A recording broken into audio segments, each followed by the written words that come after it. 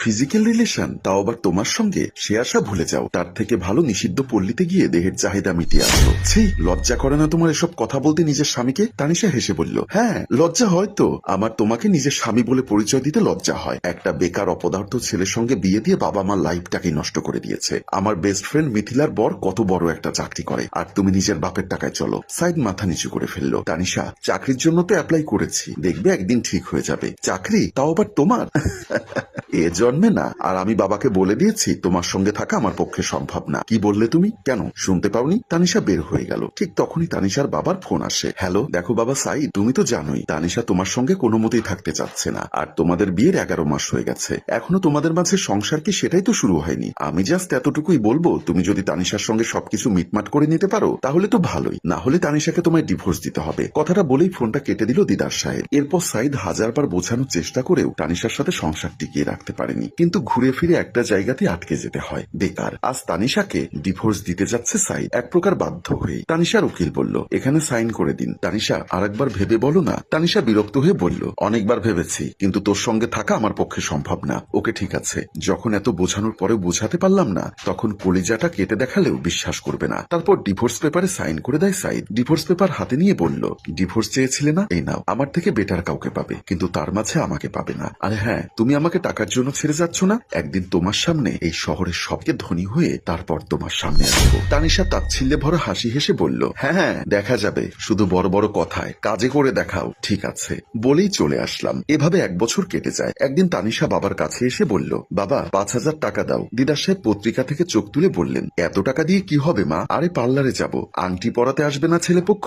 ও এই নে, যা ঠিক মতো রেডি হয়ে আয়, যেন পাত্রপক্ষে তোকে দেখে মাথা ঘুরে যায়। তানিশা খুশি হয়ে বেরিয়ে যায়। রাতে শোবার আগে হঠাৎ একটা আননোন নাম্বার থেকে কল আসলো তানিশার মোবাইলে। হ্যালো। অপর পাশ থেকে উত্তর এলো, হ্যালো আমি নীল, সরি চিনতে পারিনি। It's okay. কেমন আছো? এই তো ভালোই। আপনি? হ্যাঁ ভালো। আচ্ছা, আজ বিকালে দেখা করতে পারবে? অবশ্যই, কিন্তু কোথায়? নীলাশা রেস্টুরেন্টে, বিকাল ঠিক 5টায়। ওকে। বিকালবেলা নীলাশা রেস্টুরেন্টে বসে আছে তানিশা, আর ঠিক তখনই নীল আসলো। সরি, ভাঙতি ছিল না, তাই ভাড়া দিতে গিয়ে একটু দেরি হয়ে গেল। তানিশা অবাক হয়ে বলল, আপনি কিসে আসলেন? সিএনজিতে। কেন, আপনার বাইক বা গাড়ি নেই? জি না, তবে নিব খুব শীঘ্রই। যাই হোক, বিয়ের আগে আপনার আমার অতীতটা জানা ভালো। হ্যাঁ বলো, কি ছিল তোমার অতীত? এটা আমার সেকেন্ড বিয়ে। মানে? তানিশা বলল, মানেটা খুব সহজ। আমার বাবা তার বন্ধুর ছেলের সঙ্গে জোর করে বিয়ে দেন। হঠাৎ তার বাবা একদিন মারা যান, কিন্তু ছেলেটার সাধ্য ছিল না আমাকে খাওয়ানোর। বেকার ছেলে কেমন হয় সেটা তো জানেনি। তাছাড়া ওনার সঙ্গে আমার আদৌ কোনো সম্পর্ক ছিল না, না ফিজিক্যাল না শারীরিক। শুধু এক ঘরে থেকেছি, জাস্ট এতটুকুই। নীল বলল,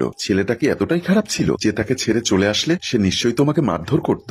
মারধর কেন করবে? সে তো আমার চোখে চোখ রেখে কথা বলতে পারতো না। আচ্ছা, আপনি বিয়েতে কাকে কাকে ইনভাইট করবেন? প্রথমত আমাদের সিনিয়র অফিসারকে, উনি খুব ভালো মানুষ। মাত্র 1 মাস হলো আমাদের ব্যাংকে জয়েন হওয়ার। তারপর আমার পরিবারকে। নাইস। আমাদের তেমন কাউকে বলার নেই। নীল বলল, যদি মনে কিছু না করেন তাহলে কথাটা বলি। আপনাদের ডিভোর্সের কতদিন হলো? 1 বছর 2 মাস। ও, এর মাঝে ছেলেটা কখনো আপনার সঙ্গে যোগাযোগ করার চেষ্টা করেনি? না, আর আমি কখনো চাইতামও না যে তার ফোন আসুক। এভাবে তাদের কথা চলতে থাকে। দেখতে দেখতে আজ সেই দিনটা চলে আসলো। সমস্ত নিয়ম কানুন মেনে বিয়েটা সম্পন্ন হলো। তানিশার বাবা বলল, জামাই বাবাজি, তোমার অফিসের স্যার আসলেন না তো? এক্ষুনি চলে আসবে। কথাটা বলতে না বলতেই একটা গাড়ি থামার শব্দ হলো। ওই তো স্যারের গাড়ি, 15 কোটি টাকা দাম। তানিশার বাবা তানিশার মাথায় একসাথে কথাটা শুনে মাথায় বাজ পড়ার মতো অবস্থা। নীলের স্যার প্রবেশ করতেই সবকিছু মনে হলো নিস্তব্ধ হয়ে গেছে। চোখ দুটো দিয়ে মনে হলো যেন স্বপ্ন দেখছে তানিশা। সকলের সামনে এখন যে দাঁড়িয়ে আছে সে আর কেউ নয়, 1 বছর আগে সেই বেকার ছেলেটা। নিজের অফিসে বসে কাজ করছে সাইদ। কঠিন পরিশ্রম আর নিজের প্রতিভায়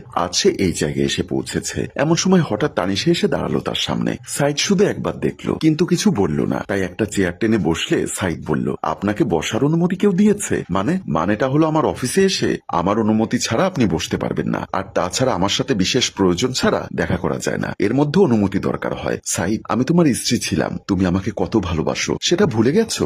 ভালোবাসি হবে না, কথাটা হবে ভালোবাসতাম। ওসব এখন অতীত। আমার সেই ভালোবাসার কোনো মূল্য তুমি দাওনি। তোমার কাছে আমি শুধু একটা বেকার অপদার্থ ছাড়া কিছুই ছিলাম না। আমি শুনেছি প্রতিটা সফলতম ব্যক্তির পেছনে একজন নারীর হাত থাকে। হ্যাঁ, আজ আমার এই সফলতার পেছনে একজন নারীর হাত আছে। তবে সেই নারী আমাকে এই সফলতা অর্জন করতে কখনো উৎসাহ দেয়নি, কোনো সহযোগিতা করেনি, বরং তার অবহেলা, ঘৃণা এই সবই আমাকে বাধ্য করেছে সফল হতে। আজ আমি যা কিছু হয়েছি তার জন্য তোমার সেই ডিভোর্সের বড় অবদান রয়েছে। তানিশা সাইদের হাত ধরে বলল, আচ্ছা আমরা কি আবার একসাথে হতে পারি না? সবকিছু ভুলে গিয়ে নতুন করে শুরু করতে পারি না? আমি তোমার কথা ভুলতেই পারছি না কিছুতেই। সাইদ উচ্চস্বরে হেসে ফেলল। ফেলল, তারপর বলল, আমি জানতাম কখনো কোনো পুরুষের অনুগত স্ত্রী হতে পারে না। তুমি সবসময় বেটার কাউকে খুঁজতে থাকো। সেদিন আমি বেকার ছিলাম, তাই আমাকে ছেড়ে 50,000 টাকা দামের একটা ছেলেকে বিয়ে করলে। আর যখন দেখছো সেই বেকার ছেলেটার কোটিপতি বস, তখন আবার আমার গলায় ঝুলতে চাচ্ছ, যেটা কিনা অসম্ভব। কারণ এটাই আমার প্রতিশোধ। তুমি এভাবেই সারা জীবন আফসোসের আগুনে চলবে। তানিশা বারবার পা ধরে ক্ষমা চাইতে লাগলো সাইদের, আর সাইদ যেন আজকে বিজয়ের হাসি হাসতে লাগলো। সম্মানিত ভিউয়ার্স, আল্লাহ কখন কাকে কোন অবস্থান দান করেন কেউ জানে না, তাই কাউকে তার নিচু অবস্থানের জন্য দায়ী করে অপমানিত করবেন না। পারলে তাকে সফল হতে উৎসাহ দিন। গল্পটির ভাবনা ও পরিচালনায় অভি, ক্যামেরায় শিহাব ও শাকিল এবং প্রযোজনায় মঞ্জুর মোর্শেদ। ধন্যবাদ।